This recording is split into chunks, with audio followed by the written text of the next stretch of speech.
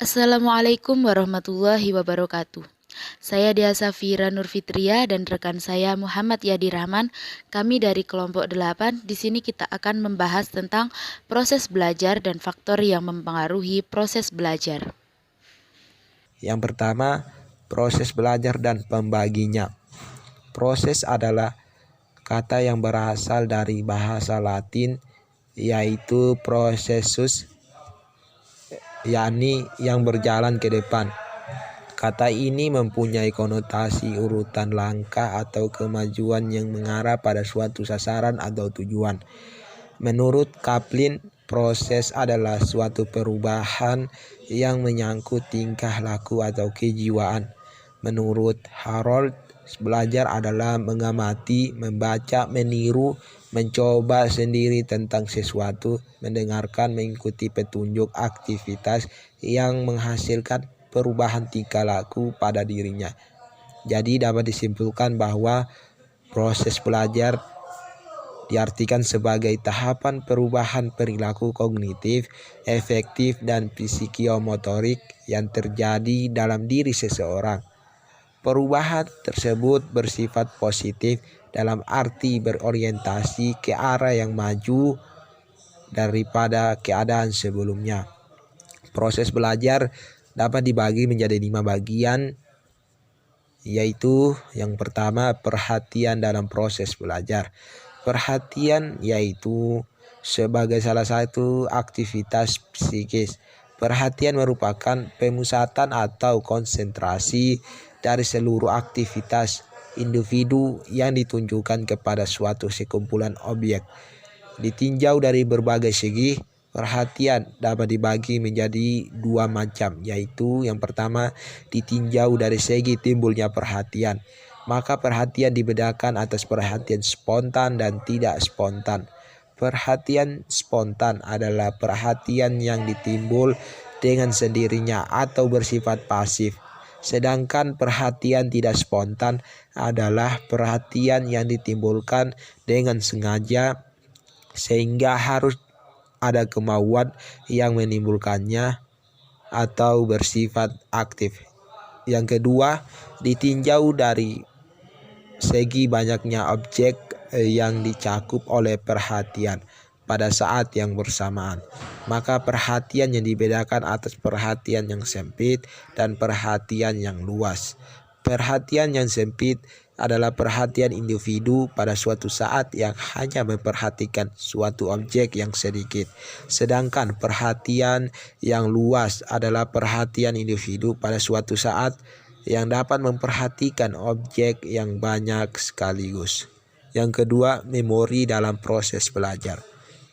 Memori atau disebut dengan ingatan adalah retensi informasi. Para psikolog pendirian mempelajari bagaimana informasi diletakkan atau disimpan dalam memori, bagaimana ia dipertahankan atau disimpan setelah disandikan, dan bagaimana ia ditemukan atau diungkap kembali untuk tujuan tertentu di kemudian hari. Pemrosesan informasi dalam memori dapat dibagi menjadi 3, yaitu yang pertama, penyandian atau disebut encoding. Dalam penyandian ini dapat dibagi menjadi 5, yaitu yang pertama, atensi, yaitu mengonsentrasikan dan memfokuskan sumber daya mental. Yang kedua, pengulangan, yaitu repetisi informasi dari waktu ke waktu agar informasi lebih lama berada dalam memori. Yang ketiga, pemrosesan mendalam. Teori level pemrosesan menyatakan bahwa pemrosesan memori terjadi pada kontinum dari dangkal ke mendalam, di mana pemrosesan yang mendalam akan menghasilkan memori yang lebih kuat. Yang keempat, elaborasi, yaitu ekstensivitas pemrosesan memori dalam penyandian. Yang kelima, mengkonstruksi citra.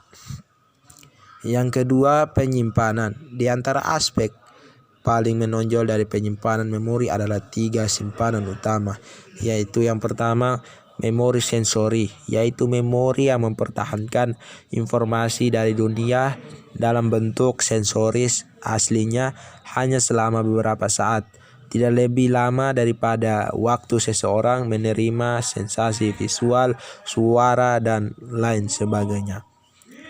Yang kedua, memori jangka pendek, yaitu sistem memori berkapasitas terbatas di mana informasi dipertahankan sekitar 30 detik kecuali informasi diulang atau diproses lebih lanjut.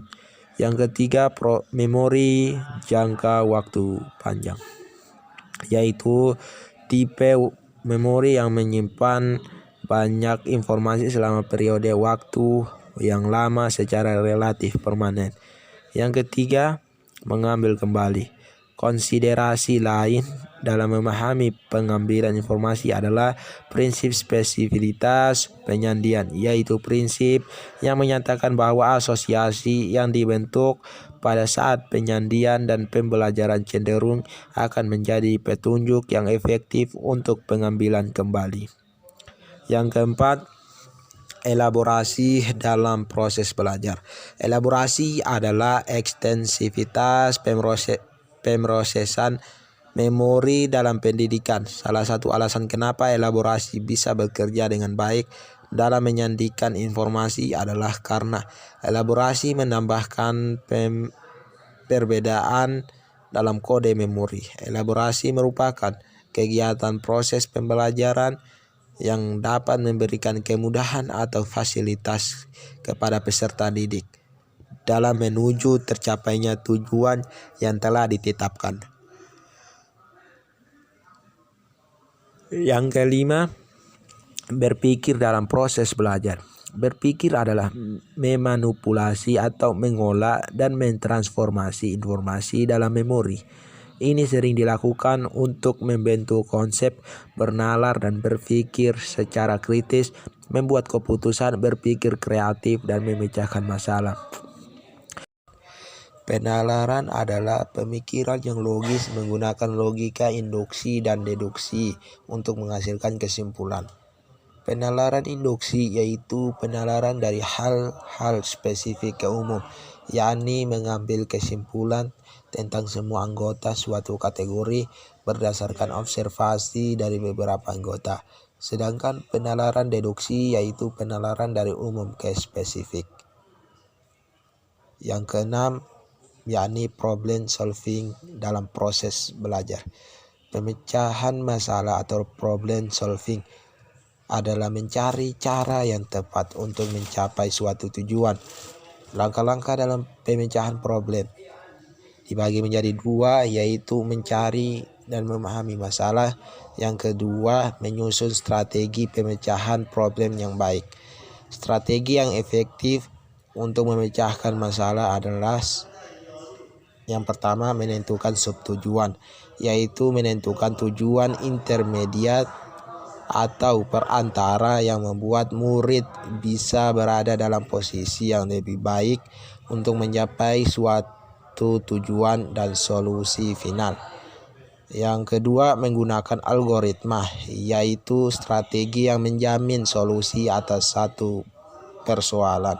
Yang ketiga, analisis cara tujuan, yaitu sebuah heuristik, strategi atau kaidah yang praktis yang dapat menunjukkan solusi atas suatu masalah tapi tidak menjamin solusi, di mana seseorang mengidentifikasi tujuan dari suatu masalah, menilai situasi yang ada sekarang, dan mengevaluasi apa-apa yang dibutuhkan untuk mengurangi perbedaan antara dua kondisi tersebut.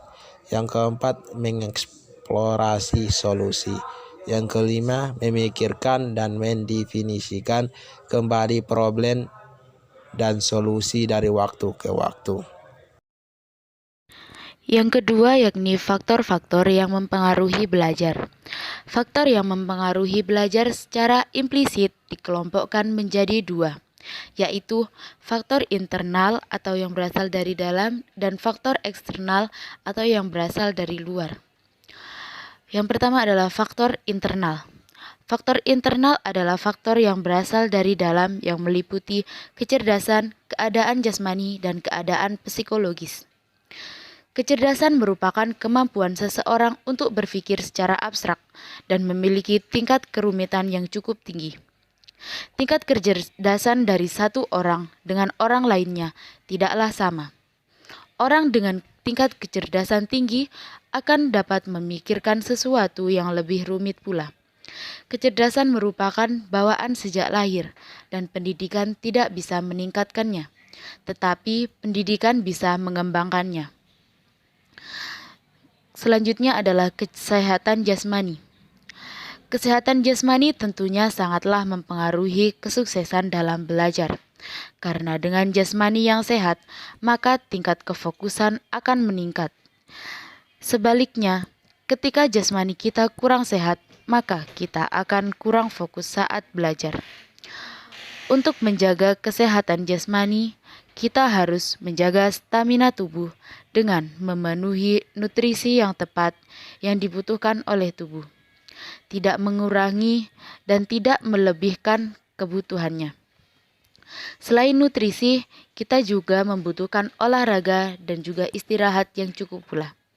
Maka dari itu, kita butuh untuk meluangkan sedikit waktu untuk istirahat dan berolahraga agar kesehatan jasmani tetap terjaga. Faktor internal selanjutnya yaitu keadaan psikologis seseorang. Keadaan psikologis merupakan hal yang mendorong keinginan kita untuk belajar dan memberikan kita motivasi untuk belajar.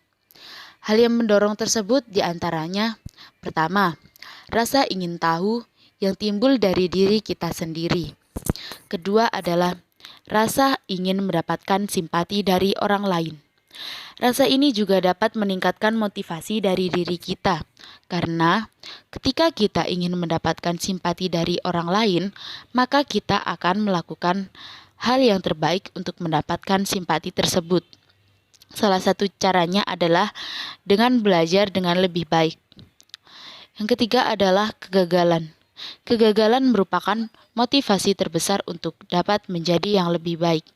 Karena dengan adanya kegagalan, maka kita akan mengintrospeksi diri, bagaimana untuk mencari dan memperbaiki kesalahan yang telah kita lakukan, dan terus belajar untuk memperbaiki kesalahan tersebut. Faktor yang mempengaruhi proses belajar selanjutnya adalah faktor eksternal. Faktor eksternal terdiri dari faktor lingkungan keluarga, faktor sekolah, dan juga faktor lingkungan masyarakat.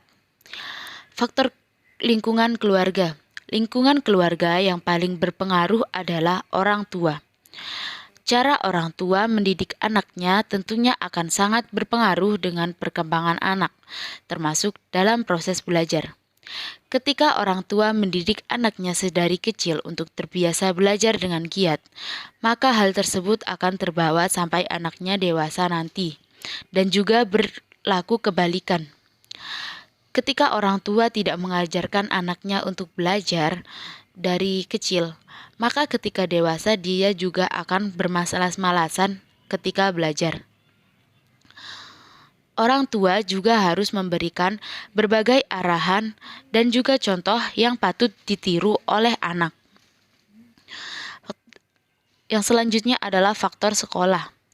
Faktor sekolah dapat berupa kepribadian guru ketika mengajar, kemampuan guru dalam menguasai materi, tingkat kesulitan mata pelajaran yang sedang ditempuh oleh anak, dan juga metode yang digunakan ketika proses belajar berlangsung.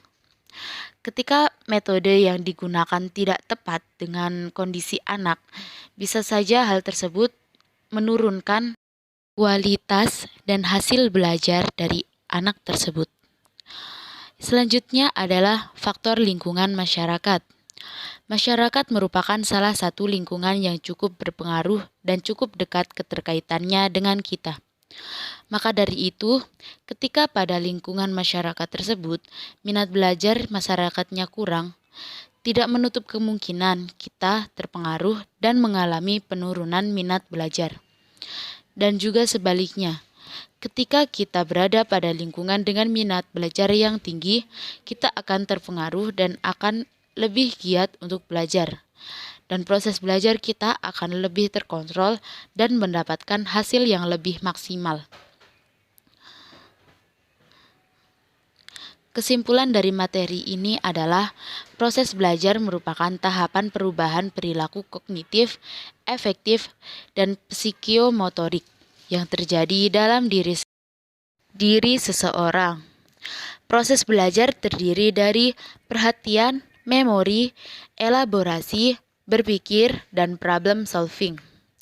Faktor yang mempengaruhi proses belajar terdiri dari faktor internal dan faktor eksternal. Faktor internal terdiri atas kecerdasan, kesehatan jasmani, dan keadaan psikologis. Sedangkan faktor eksternal berasal dari lingkungan keluarga, lingkungan sekolah, dan lingkungan masyarakat. Sekian dari kami, kurang lebihnya kami memohon maaf yang sebesar-besarnya. Wassalamualaikum warahmatullahi wabarakatuh.